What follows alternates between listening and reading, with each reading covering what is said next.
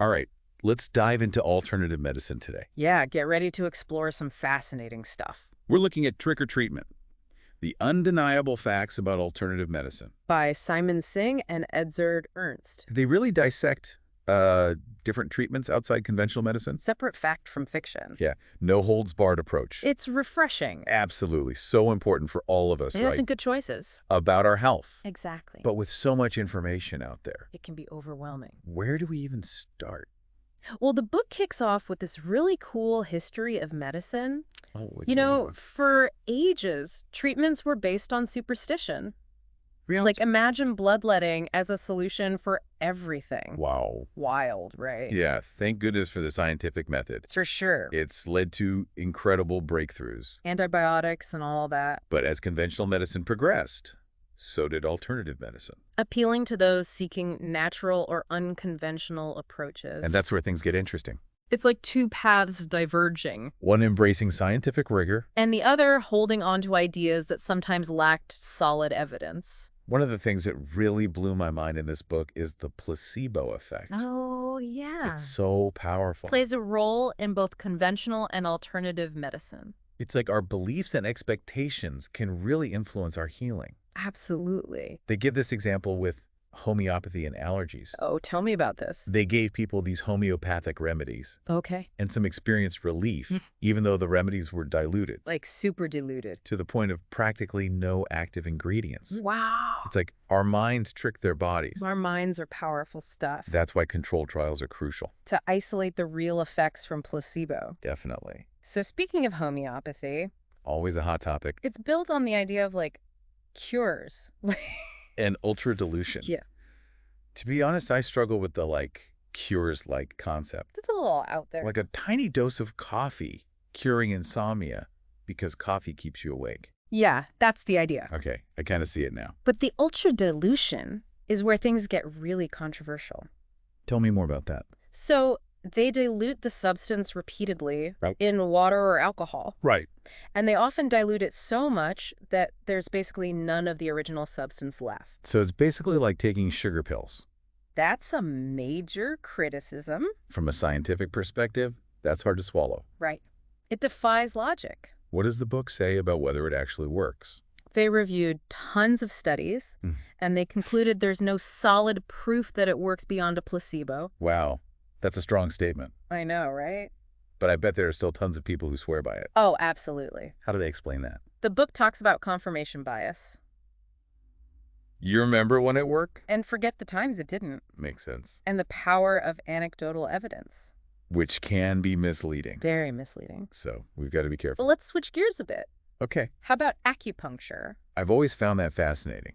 It's got this ancient mystique. Rooted in traditional Chinese medicine. Yeah, with those tiny needles. So what's the deal with acupuncture? They insert these needles into specific points, and they believe it influences qi, which is like this vital life energy. And this helps with what? All sorts of things, supposedly. But does it really? The evidence is mixed. What does the book say? Well, it's kind of balanced. Right. They say some studies do point to some benefits Fully. for pain relief, Interesting. especially for chronic pain like back pain. So there is some backing to the claims. To some extent, yes, But- but many of those studies have flaws. Oh, Small samples, methodological issues. Gotcha. Plus, there's publication bias. You mean? Studies showing positive results are more likely to get published. So it might not be as clear-cut as some make it seem. Right. And what about sham acupuncture? Where they use fake needles or random placement. I've heard of that. And guess what? The results are often similar to real acupuncture. That's wild. Makes you wonder about the mechanisms, right? Maybe it's more about placebo Or psychological factors. than the actual needle placement Possibly. and those meridians and key That's another area where the book highlights the disconnect. between traditional beliefs and science. Our current understanding of anatomy doesn't really support those ideas. So it sounds like acupuncture might have some limited benefits, But it's not a miracle cure. and the science behind it is questionable. Let's move on to chiropractic care. That's always a controversial one. It's largely known for spinal manipulation therapy. Or SMT. The theory is that misalignments in the spine, they call them subluxations, Okay. can cause all sorts of health problems. Interesting. But the book distinguishes between legitimate chiropractic care. Focused on back pain. Right. Specifically lower back pain. Okay. And those broader claims that some chiropractors make. Suggesting it can treat anything. Pretty much. So for back pain, it might be helpful. There's some evidence there. But for other stuff, The book's more critical. they say, Many of those claims lack scientific support. and even for back pain, The benefits seem to be modest. and short-lived. Often, yeah. What about risks? Oh, there are definitely risks. Like with neck manipulations? Yeah, potentially serious stuff. Like what? Vertebral artery dissection. Which can lead to a stroke. Oh, that's scary stuff. All right, let's move on to something a bit less intense. Okay, sure. What about herbal medicine? Everyone's got an opinion on that one. It's got such a long history. Many modern medicines came from plants. Like St. John's wort for depression? Or ginkgo biloba for memory. I've heard good things about those. There's been some research, yeah. So, are they legit? Here's the thing. Okay. Natural doesn't automatically equal safe or effective. Ah, I see. The strength of herbs can vary a lot, I can imagine. and there's always a risk of contaminants Well, right. or interactions with other medications. Yeah, that's a good point. Lack of regulation in the industry doesn't help. In terms of... Dosages, purity. So what's the bottom line? Rigorous testing is key. To make sure they're both safe and effective. Absolutely. Okay, so we've covered homeopathy, Acupuncture, chiropractic care. and herbal medicine. What's next on our alternative medicine tour? How about those detox fads? Oh, yeah. All those juice cleanses And special diets? promising to rid our bodies of toxins. Do they really work? Are they just hype? Well, the authors have a lot to say about that. Let's just say they don't buy into the hype. Oh, really? They point out that our bodies are already amazing at detoxing. We have our own systems. Yeah, like the liver and kidneys. They're always working. Filtering out all the bad stuff. So these detox products, Kind of like snake oil. preying on our anxieties. Promising these quick fixes that don't really deliver. And sometimes they can even be harmful.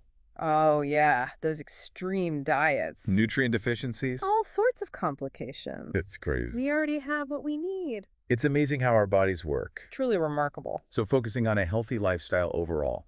Way more effective than any quick fix. I wanted to touch on something else the book talks about. What's that? The potential downsides of alternative medicine. Yeah, the risks. Ethical concerns. It's a big topic. Like what, specifically? Well, sometimes people delay conventional treatment. Because they're trying alternative therapies. Exactly. Which might not even work. And that can be really dangerous. Especially for serious illnesses. And people are desperate for hope. They might grasp at anything that promises a cure. Even if there's no evidence. And then there's the financial burden. Oh, yeah. Alternative therapies can be expensive. People spend a fortune on treatments that don't do anything. It's adding financial stress on top of health issues. A double whammy. So if someone's considering an alternative therapy, what are some red flags? One big one is if they claim to cure everything. Sounds too good to be true. Probably is. What else? A lack of scientific evidence. Always look for research. Back up those claims. What about testimonials? Or anecdotal evidence. Should we be wary of those? Definitely. Just because someone says it worked for them, Doesn't mean it actually worked. it's not scientific proof. How do we navigate all this health information then? With so much misinformation out there, It's tough. especially online. The key is to be a critical thinker. Don't believe everything you read. Question everything. Look for evidence. Consider different perspectives. That's so important. It's easy to get swept up in trends. We need to be discerning. Prioritize reliable sources. If you're ever unsure, Talk to your doctor. or a qualified healthcare professional, They can give you evidence-based advice. help you make informed decisions. That's what it's all about. This whole conversation has really made me think. You too? I'm curious, what are your personal thoughts on alternative medicine? That's a good question. Has reading this book changed your views at all? I think it's good to be skeptical, Okay. but also open-minded. Like a balance? Some things like yoga or meditation, Yeah. they have real benefits. For stress reduction, Well-being. but for treatments with big claims. We need evidence. That's what this book emphasizes. Critical thinking Informed choices. based on evidence. How does that? It's not about dismissing everything. But being discerning. And recognizing that science is always evolving What seems promising today. might be debunked tomorrow. It's an ongoing process. You need to stay informed. Keep learning. It's a lifelong journey. This has been so eye-opening. I agree. So much to think about. What's the main takeaway you'd like our listeners to remember? I think the biggest takeaway is be your own health advocate. Oh, yeah, that's so important. Don't just take everything at face value. Do your research Ask those tough questions. and talk to your doctor. A qualified professional before making any big decisions. Absolutely, especially with all the information overload these days. Social media is a whirlwind. Everyone's an expert online. Right. But at the end of the day, you're in charge of your well-being. You know what really resonated with me?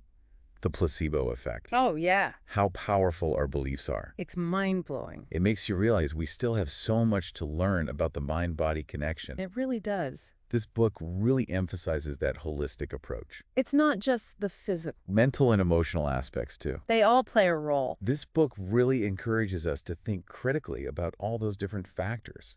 It's not about blindly following one path. It's about making informed choices. Choices that align with our own needs and values. Informed decision-making is key. Absolutely. And if anything we've talked about has piqued your interest, Don't stop here. keep exploring, keep learning, There's so much out there. keep asking questions. Most importantly, keep an open mind. That's what makes it so exciting. Always something new to discover. We've covered a lot of ground today. From ancient traditions to cutting-edge science. It's been a journey I hope you feel empowered to approach alternative medicine with a critical eye. to really think about it. To our listener, thank you for joining us. It's been a pleasure diving into trick-or-treatment with you. Remember, knowledge is power. Stay curious, stay informed, and keep making those smart choices about your health. Until next time.